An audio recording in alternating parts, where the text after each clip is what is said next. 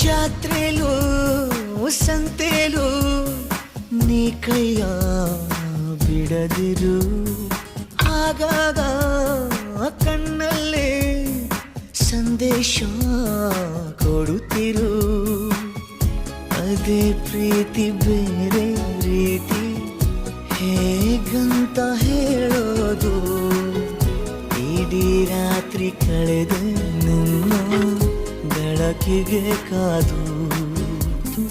ಈ ಸ್ವಪ್ನದ ಸಂಚಾರ ಸಾಕಲ್ಲವೇ, ಇನ್ನೀತಕ್ಕೆ ಬೇಜಾರು.